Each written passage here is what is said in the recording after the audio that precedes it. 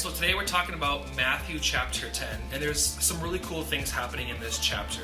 First of all, I just want to recognize that in this chapter, up until this point, the disciples have been following Jesus. So disciple just means a follower or a learner, and they've been following Jesus, who they see as their rabbi, who is kind of like their teacher. And at this point in time, what Jesus is going to do is he's going to make a huge transition in their life, and they're going to go from disciples to apostles in this chapter. And Jesus, in the first 10 verses of this chapter, he's actually going to send out his disciples, and they're going to be apostles, which apostles just means sent out one.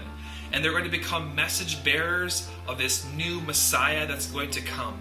And then the rest of that chapter, what Jesus is going to do, and this is really cool about Jesus, is that he's really honest with those who follow him, is he's going to tell them how hard it is to follow him and what it looks like to actually be his apostle. So he's going to tell his disciples, who are now apostles, that there's going to be things like persecution come their way.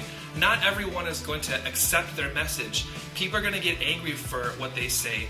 And he warns them that if they actually want to become his followers and be his apostles, that they're going to have to endure some really, really hard times. So there's a couple of messages in this for us. Number one, right now during this C-19 crisis, we have this opportunity to become followers of Jesus and move into being apostles in this time period. So maybe you can think about how there's different ways in your life you can be a sent one from Jesus and become active and gracious and be servants to those in your life. And two, Jesus says this, and this is kind of the accumulation of this entire verse. He says this: if you will cling to your life, you will lose it. But if you give up your life for me, you will find it. And that's our encouragement for today, that if we actually give up our life for the sake of Jesus, that's where we actually will find true life in him.